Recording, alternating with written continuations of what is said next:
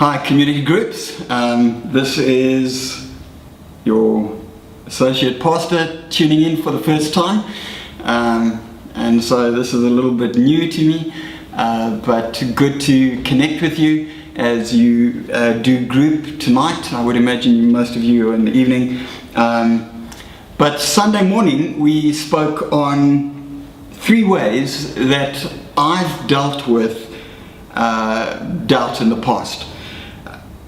I want to believe, remember the 2 parts, mind and will. I want to believe, but the reality of my circumstances looks so different to what I've been hoping for putting my faith in, that doubt happens. These are the 3 things I said which have been real help to me as I've dealt with doubt issues. Firstly,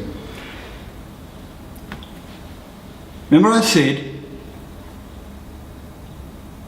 where would I go without Jesus? I call that the where would I go test. Where would I go without Jesus?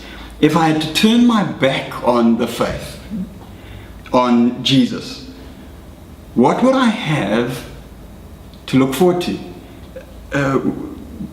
There's actually not much. I even contemplate that thought and it gives me like hives. It's not a lack of thought at all.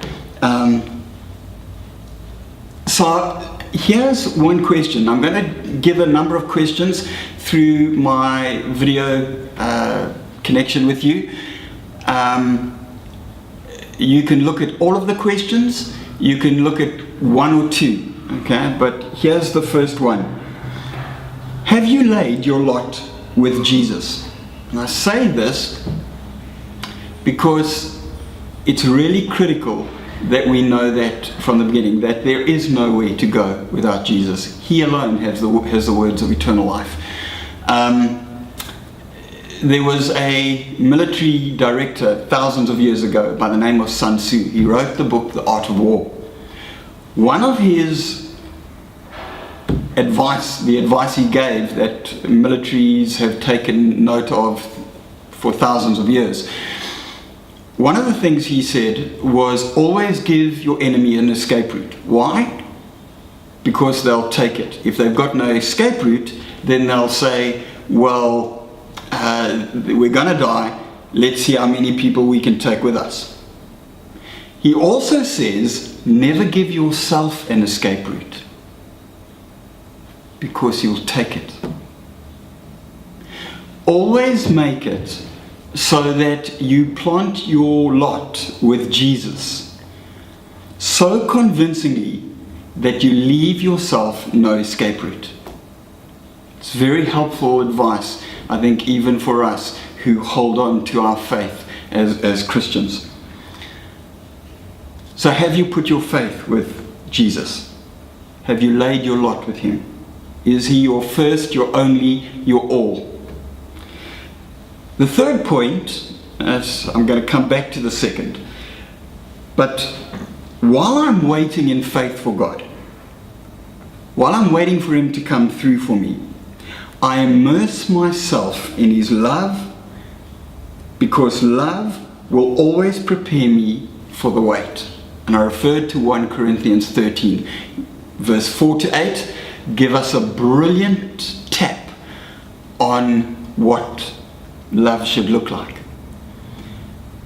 And as I wait in faith, as I put my hope in Jesus to come through for me, by being a conduit of his love, first of all receiving his love into my own heart to nourish me, and then to become a conduit of that love to those around me, makes me a far more pleasant person to be around, even though there are questions that are still blanks in my mind, that God hasn't yet come through for me, or hasn't helped me hasn't helped me understand how it's all going to pan out yet. I told you of some of the stuff that didn't happen last year, that now I fully understand why it didn't happen. but we often don't understand those things in those moments. The second point then, let me give you a question there for that third point.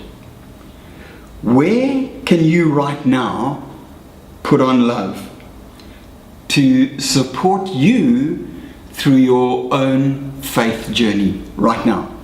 I'm sure there's something you're hoping for, there's something you're trusting God for. What would love, imbibed, taken on, and being a conduit out of you, what's that going to look like in your circumstances? I'd love to know. Now to the second point. Remember I showed you that word on this screen, actually a couple of words rolled into one. Opportunity is nowhere, or opportunity is now here, depending on what you see. And even if it's easy to see opportunity nowhere, I continue to believe without seeing any evidence of that belief. And I mentioned to you that it's helpful to go back and remember what I know about God's character. But what happens if you've picked up some lies about God's character in your journey? You can see that's not going to help you. I'm reading a book at the moment where a woman, after a long history with depression and anxiety, goes for counseling, and she tells this Christian psychologist how she worried about everything.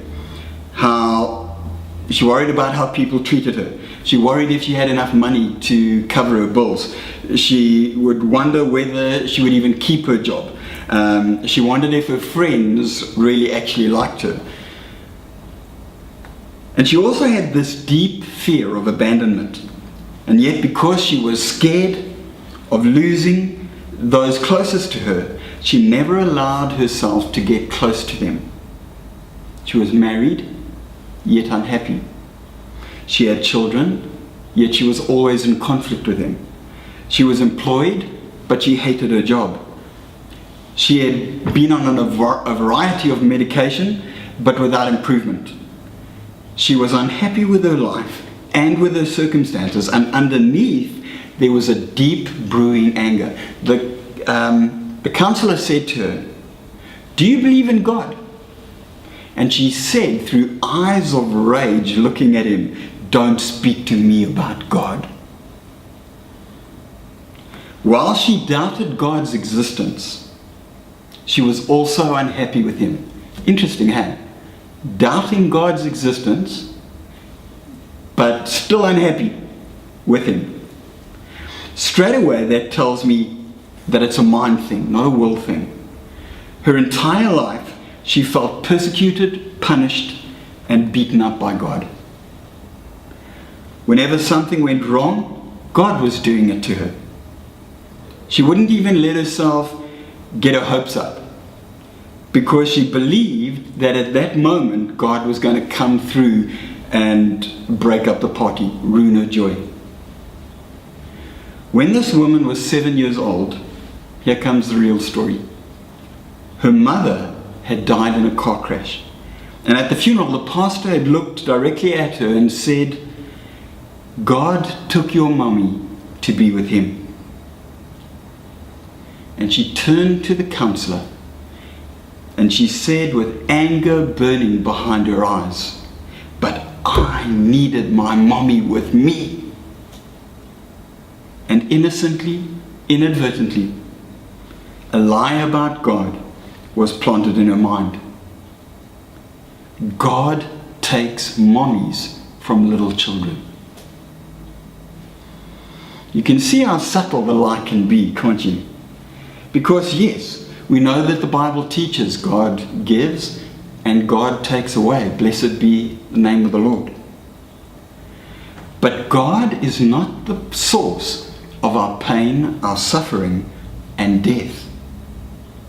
God is the source of love, joy, peace, and life. John chapter 10 and verse 10, just for starters, says the thief comes only to steal, kill, and destroy. I have come that you may have life and have it to the full. But as this woman bounced every negative experience after negative experience off the belief that God was out to actually get her, this belief became a stronghold of fear and doubt in her life. Believing lies about God, she had become filled with bitterness, anger, and resentment. It's scary how one lie can actually be at the heart of having so much devastation in a person's life. Restoration began for this woman when the lies were removed and trust was restored. And the truth is that God is for us, not against us. He calls himself our friend and our Savior. Would a perfect friend really be out to get us? Is that the nature of a friend? And then this woman said to the counselor, "Why did God make me like I am, with such depression and anxiety?" Is that true? Does God really create us with defects? In Genesis, I read that he made Adam and Eve, and he said after he made them, "This is very good." He made them perfect. It was only when sin entered that the problems began. And so, from that moment on, we are sinful from birth. Psalm 51 verse 5.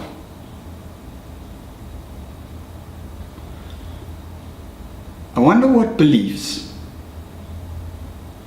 you could be believing, you could be carrying